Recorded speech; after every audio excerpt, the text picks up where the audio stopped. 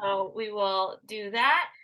Okay, so little topic of gut health. Let me share my screen so I can show you my nerd out that I made a little presentation for you guys because the longer you guys get to talk to me, you'll realize that my brain kind of functions a little bit in kind of in pictures and stuff. So let's see. Oh, well, we're starting at the back. We're starting at the back. So let's see. You guys want to give me a little thumbs up if you can see that? You guys see that? Oh, okay, perfect. Thank you. All right. So, boom, gut health. Let's do a little chat about that. That is a topic that comes up a lot. So, why is it so important? This is one of my favorite little, often you hear like, you are what you eat, but I like to switch that a little bit to you are what you absorb because we could be eating all the right stuff, but if our digestive system isn't working properly, we're not absorbing those nutrients, and then it's kind of a moot point what's coming in because our body's not actually able to absorb it and use it, and that's what's most important. And then this other little one I heard somebody say once and it made me giggle is you're not just like what you eat, you are what you absorb, but also you are what you eat ate. So that's when it's really important to pay attention to where it is that the quality of your food is coming in. And like we know that we always talk about like just starting with where you're at and doing with what you can with what you have, but eventually as we're moving forward, that's something that we can keep in mind when we're eating, animal proteins. If we have if we have the means to do it, to try to go find a local farm or look for ones that are grass fed or raised without antibiotics, knowing that whatever that animal or wherever that product was raised, that is also coming in us whenever we eat that. So you can keep that in mind for when you get to that point of being able to, pick and choose where you're getting your stuff. And so the reason why the gut health is kind of like my favorite topic to talk about is because it is what delivers the building blocks to our body, and it's also like the first line of defense against infection. Like so much of what's coming into our body is coming into our body through our food, and our stomach acid is super strong and it's important for protecting us from all the bacteria and viruses that are coming in. So that's important. I'm a little stally right now because I'm trying to figure out the technological side of this thing. And another reason why we want to focus on it is because you guys probably all know, like, when it's not working well, you don't feel well. You feel bloated, you feel digestion's moving slow, you're reacting to lots of things, and you can even see like issues with your skin and your hair and your energy when your digestion's not working.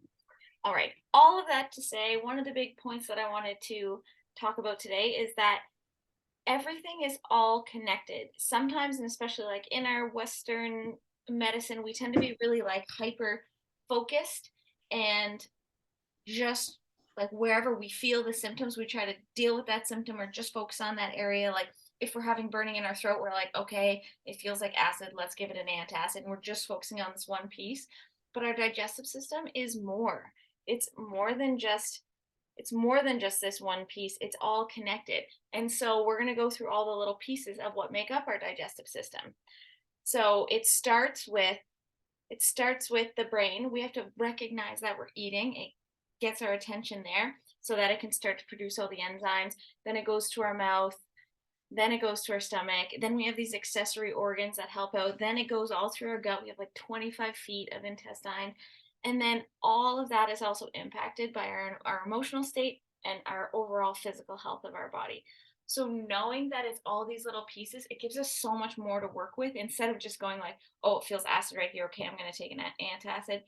We have all these other areas to get curious about and look at and see if that's maybe where the root cause of the issue is dealing with, because we don't want to just handle the symptoms. We want to deal with the root cause so that we fix the problem instead of just masking it.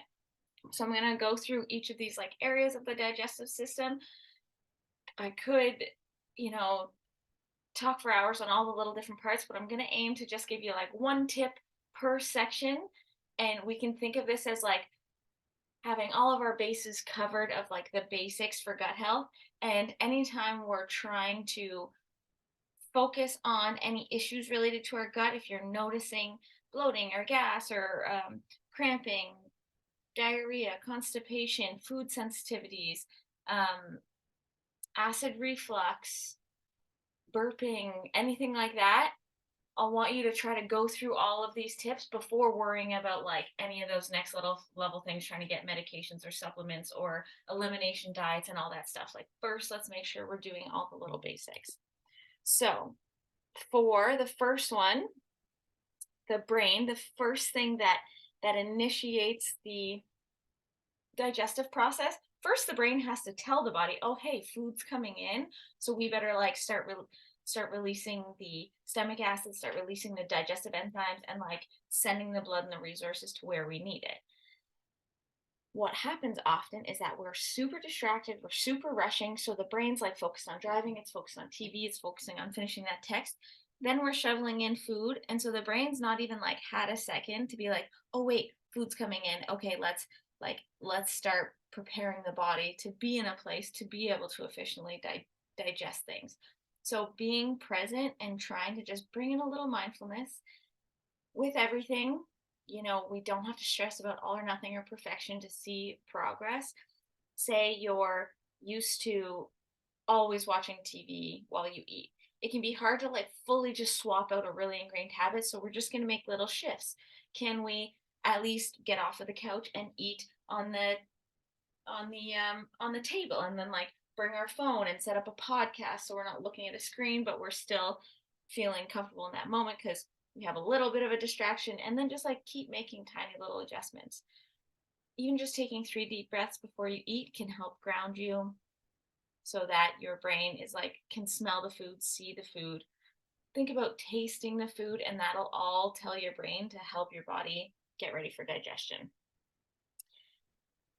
If you have any questions, don't be shy to toss it into the chat just so that you don't forget. So the second step is the mouth. So the brain starts getting things ready. The mouth is huge, and we kind of forget that it's the first, like a really big part of digestion. It sounds even too simple to be true, but a lot of our digestive issues can really be improved by just chewing your food really well. Chewing physically breaks things down into smaller pieces so that it's less work for the rest of the digestive system. And there's enzymes specifically in our saliva to help begin chemically digesting the foods. Whenever digestion takes too long, so say we're not chewing and we're just like feeling like bricks are dropping into our stomach, it takes too long for the stomach to do what it needs to do to get it through to the next stage. And this is when bacteria start to eat away at all those chunks of food because it's not broken down to usable bits that can be absorbed by the body. So when things are too slow, that's when the bacteria get at it, and that's when all the gas and byproducts and inflammation happens. So what we want is an efficient digestive process. And breaking down like all these big chunks of food into tiny invisible molecules that the body uses up for all the pieces of you, it takes a lot of energy. And so if you're feeling like food coma, totally gassed out after eating, that you need to like relax before you can go on and do the next thing, it's probably because the body is having to spend way too much energy doing the digestive process. And then you're tired. So chewing, let that be like fall in love with chewing again. Food gets to be a pleasure, a joy. Taste the stuff, enjoy it. And then it moves down through this little lower esophageal sphincter. That's whenever there's issues with that, that's when we tend to have that acid reflux, because the stomach acid that's supposed to stay here ends up splashing up through this if it's not closing properly. So things come down into the stomach. When we have low stomach acid, that can slow things down. Low stomach acid can come from it, like naturally decreases as we age. That doesn't mean we're just stuck with digestive issues. We just need to do the basics a bit better to help support our body through that. Chronic stress, nutrient deficiencies will impact our digestion because remember, nutrients are the building blocks to our body. And so like we need nutrients to make the stomach acid and to create the digestive enzymes. Other things like medications can impact the ability of our digestive system to do what it needs to do. So that's something to be aware of. If there are certain medications you need to take, just knowing that it can have an impact on your digestion, then you can double down on all the other things that you can do to help support it. Things like chronically overeating is one of those things that can weaken that little sphincter. It's always like putting pressure on it. So then that muscle over time gets weakened, it can't close, and then the stomach acid comes to where it's not supposed to and it burns these little tissues. So if we're often overeating, that can cause that. Or if we're often eating late and then laying down, then all the contents of the stomach are pushing pressure on that little muscle. That can also cause acid reflux. So a couple things we can do to help with the stomach acid is like trying to manage eating to satisfy, not stuff, to reduce that pressure on the stomach and on this little muscle to help with acid reflux. Try to get in more whole foods so that you have the actual building blocks to create the stomach acid. Because remember, stomach acid is super important for killing the bacteria and the viruses and the stuff that comes in on the food that we eat. And slowing down. If you've practiced tip number 2, the chewing, that will slow you down. But we want to realize that like our brain and our gut have to communicate to help us understand. Can I Yeah. Got a say question? something? Hit me. Sorry. No, please Um, do. This is good. no, I want to know, what do you think about instead of 3 meals a day, eating smaller meals, like say 4 or 5 times a day? Yeah, everyone's a little bit different. It depending on how you build your meals. Some people like my hubby, he can get in enough of the quantity of food that he needs for the full day in 2 meals.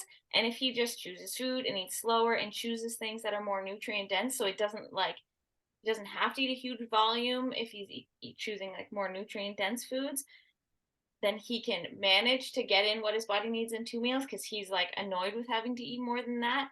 Some people some people don't Wow. have the lifestyle and the time where they can like stop to eat 5 times, so that Or can be a bit or different. what if they what if they can't? I could not survive on 2 meals a day. Yeah, it's so that's why this is where the uniqueness and figuring out what works best for us. Some people like 1 meal a day, some people like six. Like I probably eat like four 4 or 5 times a day depending on how my day lines up. Sometimes it's 2, sometimes it's 6. So know that there's not really one, as long as you're getting the overall quality and quantity throughout the whole day, however that Okay. works for you. Okay, so Um, you don't have rules for that yourself. Me, no, no, I'm an anti-ruler, really. Kind of just bring awareness to what kind of fits best for your lifestyle and what feels best for you. So experiment with having 3 meals, experiment with having five, whatever allows you to get the overall quantity and quality. But yeah, Okay. good question. I find the most common one I see is 3 meals a day. It just kind of gives us some time to rest and like digest in between meals. Sometimes if we feel like we're eating like just constantly snacking throughout the day, it doesn't give our digestive system much of a break. So that's the one thing I'd say is experiment with like trying to give yourself at least 3 to 4 hours between meals to give your body a little time to like not constantly be digesting stuff and then just see how it makes you feel. Okay. Yeah, does that answer that a little bit? Oh, it sure does. And I'll be quiet now so all the other girls can listen. No, this is what this is for. So please ask questions along the way. Okay. Awesome. Yeah, so that was a good question on, how frequent. So it's kind of a trial and error type thing. But yeah, that's kind of my one go-to recommendation is says just try to experiment with giving your body some breaks between meals, between your last meal and your first meal.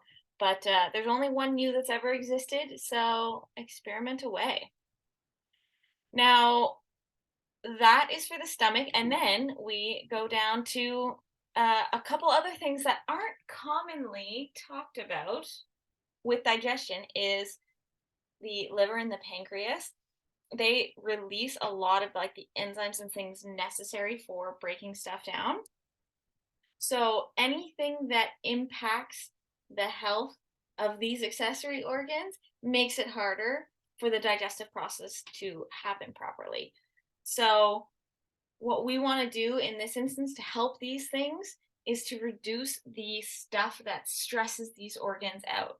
So things like drugs, alcohol, high amounts of like caffeine, a lot of medications, overeating, it causes like a lot of workload.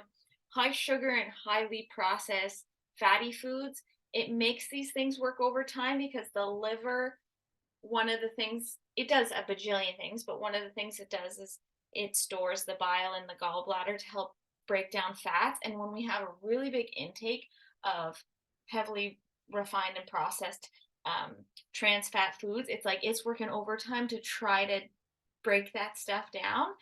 And so it can get tired. And then the pancreas with the high sugar foods, the pancreas does a lot of things too. But one of the big things it does is help regulate our blood sugar.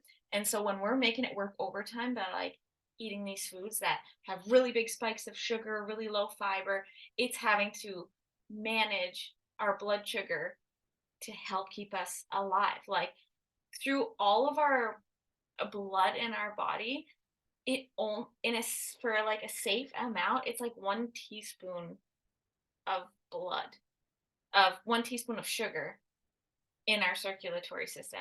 So it's like when we smash a ton at once, it is a lot of work for the body to disperse all that sugar in the blood so that our body can function in a healthy way. So we want to just like reduce the burden on these things. Same with the liver. Like if we're constantly drinking booze, the liver's working overtime to like process that toxin. So we just want to make sure that we're giving our body some good stuff and not overloading it with stuff that makes it work double time if we want to support our digestion. And okay, then we get down even lower. So there's like 25 feet of intestines down here.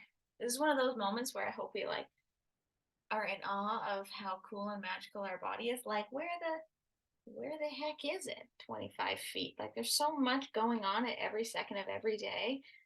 It's shocking that we can even go on and work and have lives. So the things we need to do to support the intestines, here's a couple little things. The biggest one is fiber and water. When it comes to fiber, the best thing to go for is to slowly increase your diversity. Diversity of fiber feeds a diversity of gut bugs. And the more diverse your microbiome is, the better they work together versus just having one type of food, which is feeding one type of bacteria, and then that guy ends up taking over. So that is the biggest thing to help support our gut bugs is getting in a wide variety of fibers. The like for this one, that would be like my number one that I would be like, okay, if anything, just increase the variety and diversity of plants, and water helps flush things along. Because when things are too slow or too fast, that's when issues come. So other things that can help move things along are lubrication. So healthy fats really help things move along. So does movement. When we are stagnant, I always picture it as like, okay, we have this life force inside of us, just like moving water. Would you rather be bathing or drinking from a moving crystal clear stream or a swamp that's stagnant, not moving? Bacteria is like overloaded, it's smelly and stinky. We want to think of our body the same way of this life force. Like we are meant to be moving, getting the blood flowing, the intestines, like those the muscles contracting and the blood flowing are cues for the intestines to get out all the gunk that it's been processing. Especially twisting and bouncing and jumping is really good. Like think of it like internal massages for your gut. And if ever you're having a slow day and you want to help move things along and you've done all these other things, you can clockwise rub. Like it's like massage things clockwise is following the large intestine. Start from like your lower right hip, go up across your abdomen and then down. And just that can help like massage things around if you need a little extra help. The other thing that our body really likes is routine and rhythm. Just like our sleep, like, and the world on the circadian rhythm, and we as women have these like monthly rhythms as well. The body really works well in rhythm.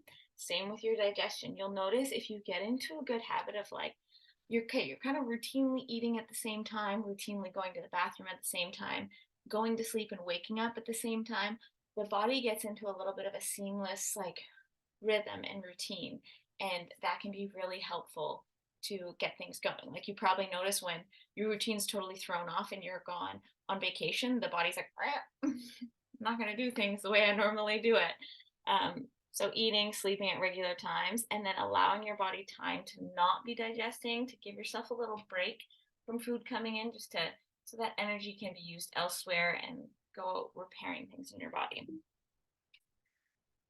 And then, okay, this is when it comes to like the overarching, our mind and body, we're connected. Like the gut, the gut they call the second brain. When you're in like a fetus turning into a human, the gut and the brain are like coming from the same tissues and they're attached by this vagus nerve. So there's communication. There's neurons all throughout your digestive tract, and they're communicating with your brain. So when we're stressed out, in a state of stress, our body is programmed as if it were hundreds and hundreds of years ago. So when you're stressed, you're in that fight or flight, your one base instinct is like survival. So it's going to divert all your resources from your digestion because it doesn't care if you digest your last meal. It needs you to live till tomorrow. So it shuts down digestion, sends your resources other places, gets your heart rate up, gets blood flowing to your muscles. But we're we're not meant to be in that state forever. We're supposed to have that because that ability to respond to stressful situations is critical to like our survival and being alert and doing things. But we can't stay there. We need to come back into this rest and digest. That's when digestion happens. So when you're chronically stressed out, your digestive system is on the back burner, everything gets slow, and it can cause lots of problems. It can also go the reverse when your digestive system is super wonky, because that's where we're absorbing nutrients and that's where a lot of the communication is going to your brain. It can really impact your mood as well. So they're kind of chatting back and forth. So managing your stress levels is huge whenever it comes to your digestion. And okay, oh my gosh, 7:59. So I'm not going to talk about this part much, but this is like when things are still not going well and you've already crushed the basics, and like we cannot skip over the basics because your body needs to be at least in a strong enough state to be able to process, like say you do have an imbalance in your microbiome, your body has to be in a strong enough state to be able to manage all the things that come up, to process it safely. So we can't just like jump straight from we're not doing any of the things that are good for our body and then try to hit it with like a parasite cleanse.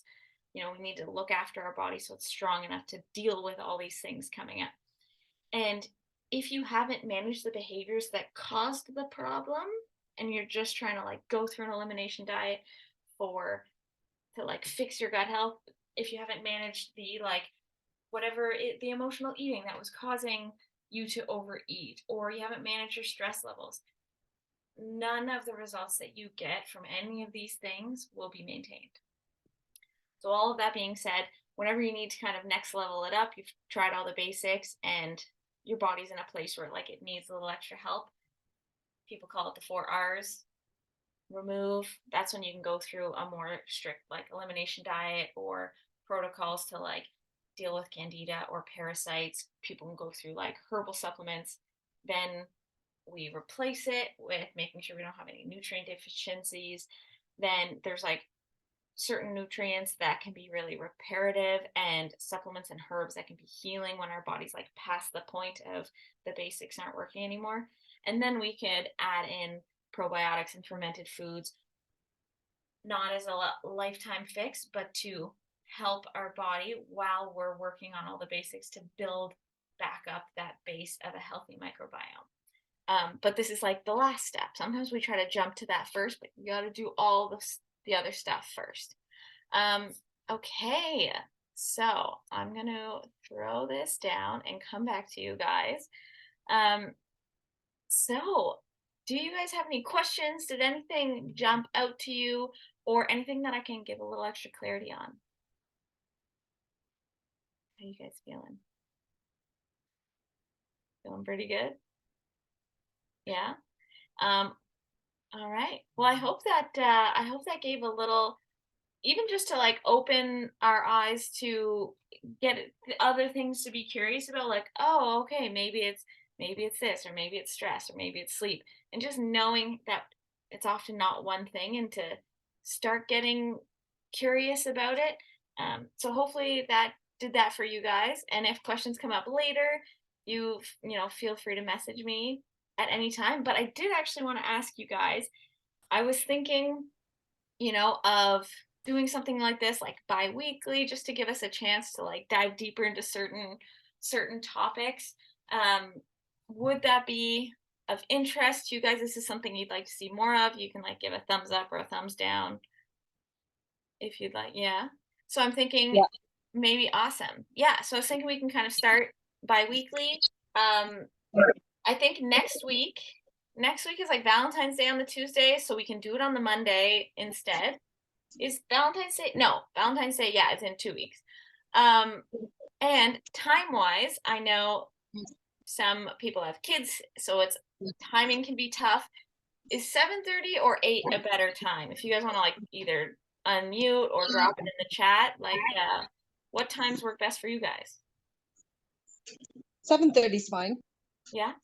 Yep. Cool. And yeah, perfect. So we can maybe kind of stick with that and see how it goes. But feel free to let me know if a different time would work. And also, if y'all like in-person stuff, next week, actually, on Tuesday at 7 p.m., I'll be at Carrots and Dates, and we're just kind of doing a chat. I know a couple of you ladies were at the shop talk at Love and Lee, so we're just going to have a little bit of a chat about wellness and health at Carrots and Dates, so people can go and have dinner and drinks beforehand or whatnot, and then I'll just pop in at 7 and do a little Q&A and just chat all things health and wellness. So feel free to pop along to that. Just wanted to make sure you guys all knew that was an option too. And otherwise, yeah, I'll be here do another one of these the Monday before Valentine's Day at 7:30. Awesome. So no questions.